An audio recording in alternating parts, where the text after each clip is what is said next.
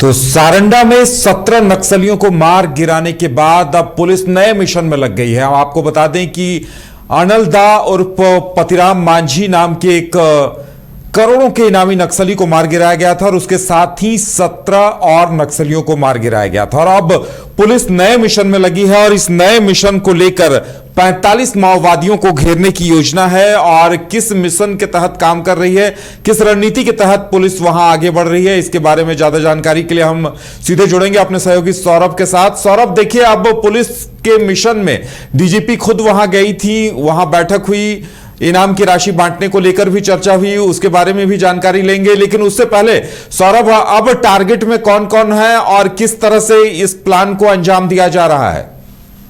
जी बिल्कुल, देखिए, झारखंड में माओवादियों का अंतिम किला जो माना जा रहा है वो सारंडा का घनघोर जंगल माना जा रहा है, जहां पर 40 से अधिक माओवादियों के छिपे होने की सूचना झारखंड पुलिस और सुरक्षा बलों के पास है। इस सूचना के बाद उस पूरे इलाके की घेराबंदी कर ली गई है सुरक्षा बलों की ओर से। चाहे सीआरपीएफ की बात कर लें या तो फिर झारखंड जगुआर की बात कर लें, जिला पुलिस की बात कर लें, कोबरा बटालियन की बात कर लें, उड़ीसा बॉर्डर से भी तमाम उन माओवादियों को घेरा जा रहा है ताकि इनका खात्मा किया जा सके।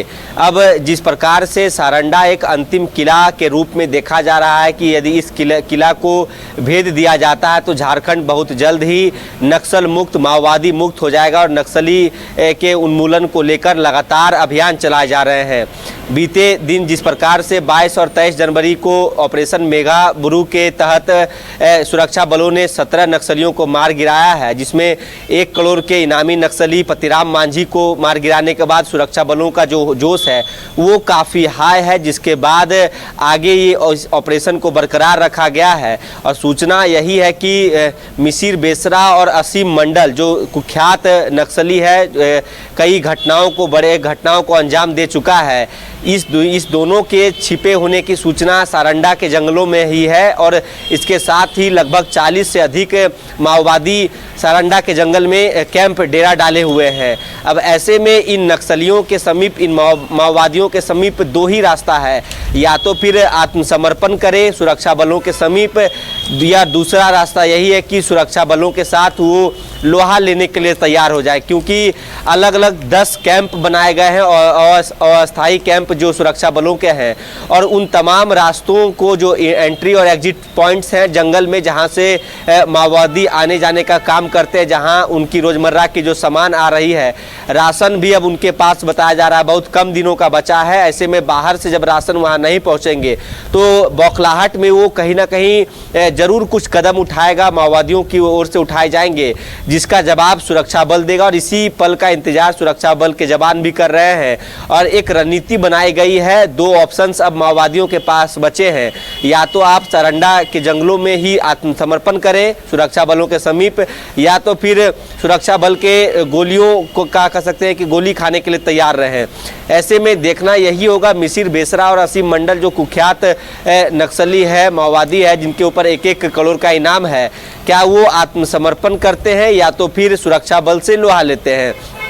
अब ड्रोन से भी यह भी एक सूचना है कि ड्रोन से भी निगरानी रखी जा रही है पूरे इलाके की, पूरे उस जंगल की, जहां से सुरक्षा बल का एंट्री एग्जिट पॉइंट है और जहां भी जो सुरक्षा बलों को जो जानकारी मिली है कि कहां पर माओवादियों का कैंप है, कहां पर अभी वो डेरा डाल के बैठा हुआ है और कहां से भागने की कोशिश की जा सकती है।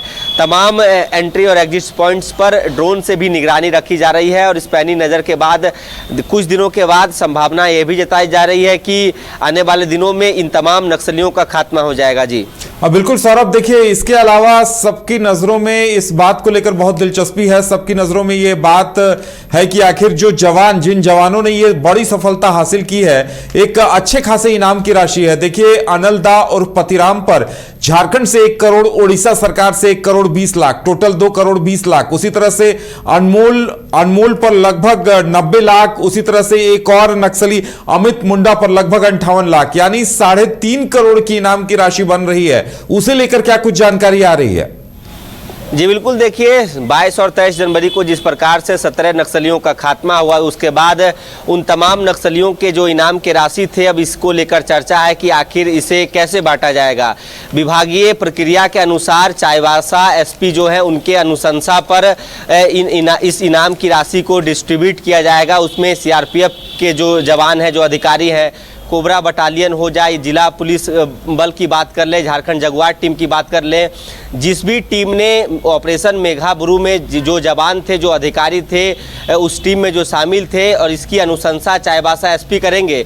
चाईबासा एसपी के रिपोर्ट के आधार पर इस राशि को डिस्ट्रीब्यूट किया जाएगा, यानी कि चाईबासा एसपी कोल्हान डीआईजी को एक रिपोर्ट सौंपेंगे और रांची जो आईजी हैं उनको रिपोर्ट सौंपा जाएगा। उसके बाद झारखंड पुलिस के जो आईजी अभियान है, यानी कि माइकल एस राज को रिपोर्ट सौंपा जाएगा। माइकल एस राज आगे की जो प्रक्रिया है, यानी कि डीजीपी तदासा मिश्रा को उस रिपोर्ट को सौंपेंगी, और डीजीपी तदासा मिश्रा गृह विभाग और झारखंड और उड़ीसा पुलिस से संपर्क करके राशि आवंटित करवाने की जो एक प्रक्रिया है उसे पूरा करवाया जाएगा। जिसके बाद टीम में कौन कौन से जवान, कौन कौन से अधिकारी हैं जिनके बीच इस 3.5 करोड़ से अधिक की जो राशि है उसे बांटा जाएगा। इन तमाम प्रक्रियाओं को पूरा करते हुए फिलहाल जो ऑपरेशन है उसे बरकरार जरूर रखा जाएगा, ताकि उन तमाम नक्सलियों का भी खात्मा हो सके।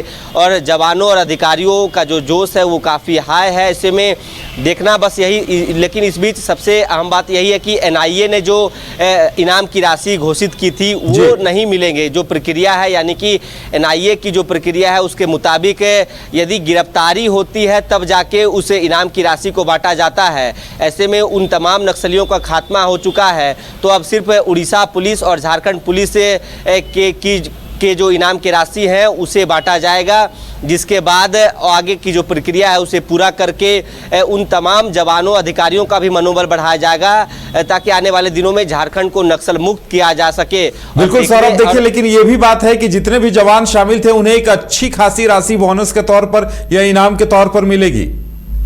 जी बिल्कुल, देखिए 3.5 करोड़ से अधिक की राशि है। ऐसे में अच्छी खासी रकम हर एक अधिकारी, हर एक जवान या तो फिर हर एक टीम को मिलने जा रहा है। और जिसके बाद ये संभवतः ये ऐसा लग रहा है कि केंद्र सरकार, गृह विभाग ने जिस प्रकार से डेडलाइन तय किया है कि 31 मार्च तक देश भर से लाल आतंक को खत्म कर देना है, और झारखंड इस दिशा में काफ़ी आगे चल रहा है। अब झारखंड पुलिस के मुताबिक अब सिर्फ सारंडा को नक्सल मुक्त करना है, जिसके बाद झारखंड पूरे तरीके से नक्सल मुक्त घोषित राज्य हो जाएगा। और जिस प्रकार से अभियान ऑपरेशन चलाए जा रहे हैं, संभवतः ये मार्च से पहले सुरक्षा बलों ने ये ठाना है कि 31 मार्च के डेडलाइन से पहले झारखंड को लाल आतंक से मुक्त कर देना है। जी चलिए सौरभ, हमारे साथ जुड़ने के लिए और तमाम जानकारी देने के लिए बहुत बहुत धन्यवाद। तो अब देखने वाली बात यह होगी कि 2 जो करोड़ों के इनामी नक्सली हैं जिनके पीछे अब पूरी टीम लगी हुई है, कब तक पुलिस उन्हें मार गिराती है या आत्मसमर्पण करने पर मजबूर करती है।